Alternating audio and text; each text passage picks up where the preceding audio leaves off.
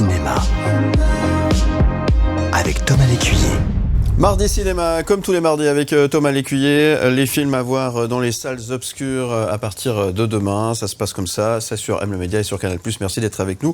Et nous recevons ce matin Simon David, réalisateur des Avengers, un documentaire qui va nous plonger au cœur de la ZAD du Mormont. Bonjour Simon David. Bonjour, merci de me recevoir. Avec grand plaisir, merci d'être avec nous. Thomas Lécuyer, on va parler de ce film. Oui Philippe, la ZAD du Mormont, créée par des activistes en lutte contre l'extension de la carrière du cimentier Holcim en octobre 2020, a été démantelée par les forces de l'ordre le 30 mars 2021.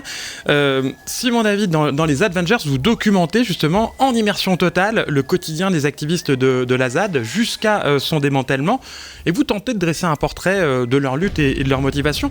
Comment vous avez obtenu leur confiance et le droit de filmer cet environnement très secret ? Alors disons que moi je suis arrivé un mois avant l'évacuation et puis j'y ai passé sur place 2 semaines et demie, donc j'ai dormi là-bas pendant 2 semaines et demie. Mais ça a été tout un processus avant même de filmer, de pouvoir filmer, que de communiquer avec le groupe entier, que j'avais ce projet de The Avengers qui était pareil, donc des masques de super-héros sur plusieurs militants et militantes qui représenteraient différentes facettes du militantisme. Donc il y a eu tout un process et un travail avant même que de pouvoir commencer à filmer mes super-héros et super-héroïnes. Alors oui, les super-héros et super-héroïnes du film portent des masques dans le film, plus qu'un processus créatif et narratif, c'est aussi une obligation pour eux, parce qu'ils ne doivent pas être identifiés. Tout à fait, par contrainte d'anonymat, ils sont obligés de porter ces masques, et puis moi j'ai voulu en faire une force, et j'ai été dans la démarche de vouloir montrer ces masques. Puis c'est aussi pour ça que j'ai décidé de prendre des masques aussi forts dans ces masques qui représentent un symbole presque ultra-capitaliste dans une lutte anarchiste. Je trouvais qu'il y avait un décalage poétique d'utiliser ces masques. Et puis ces masques de super-héros aussi, j'ai aussi voulu les utiliser parce que c'est une manière pour quelqu'un qui ne connaîtrait pas le concept de ZAD, peut-être de s'identifier à ces personnes. Donc voilà. Pour vous, justement, ce sont des super-héros, ces militants, ces activistes ? Alors ce que je vais répondre, c'est quand je suis arrivé, j'admirais ces personnes. Parce que c'est dans un pays où on pense de façon tellement consensuelle, c'était pour moi un choc de voir quelque chose d'aussi radical.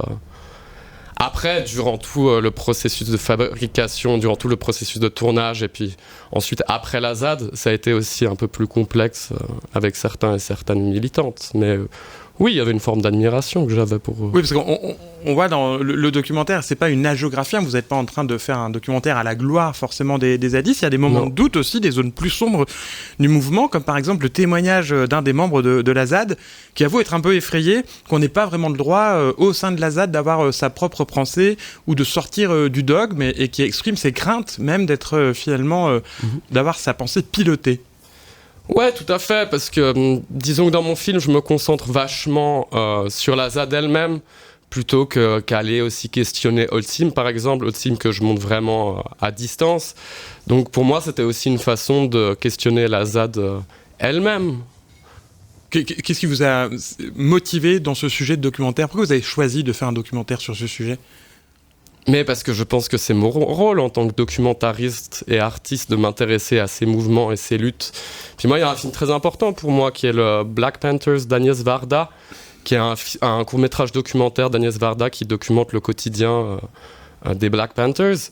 Et puis de la même manière, c'est aussi mon rôle, et sous forme artistique, j'ai voulu documenter ce mouvement, ce qui n'a pas été simple.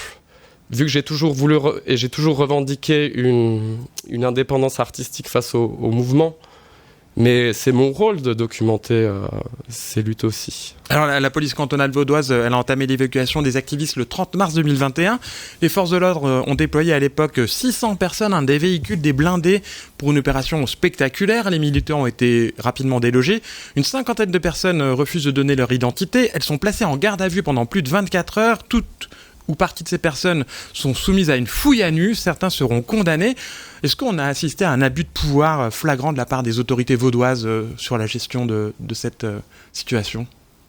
En garde à vue, complètement, je pense, oui. Comme on l'entend par un avocat dans mon film, ouais. Oui, parce que votre documentaire va jusqu'au démantèlement, raconte aussi un peu ce qui s'est passé après les interventions de la police. Le tribunal fédéral a d'ailleurs annulé les condamnations des zadistes du Mormon en octobre 2023. Il a reproché à la justice vaudoise d'avoir violé le droit fondamental à un procès équitable et condamné le canton à verser une indemnité de 1000 francs à chacun des militants. Quel est le message de votre documentaire finalement ? Est-ce que c'est un message de soutien ? Est-ce que c'est un appel à la lutte ? Ou est-ce que c'est une réflexion, un témoignage sur la complexité d'une époque et de ses nombreux enjeux ? Alors je dirais que c'est une réflexion artistique et sensible d'une utopie qui s'est vue se réaliser en fait sur la colline du Mormon. Cette lutte pour moi elle a été la réussite et le symbole d'une égalité qui a pu exister. En tout cas, le film est à découvrir un peu partout en salle en Suisse, notamment le 8 mai à Châteaudet au cinéma Eden, le 26 mai. Prenez bien note, il y a quelques dates. À la Bobine au Sentier le 6 juin, à la Dacha à Lausanne. On pourra aussi le voir à Fribourg et à Delémont. Et toutes les dates sont disponibles sur le site theavengers.ch. C'est ça, je me suis pas trompé. Ouais, c'est ça. Merci beaucoup, Merci Simon David. Merci.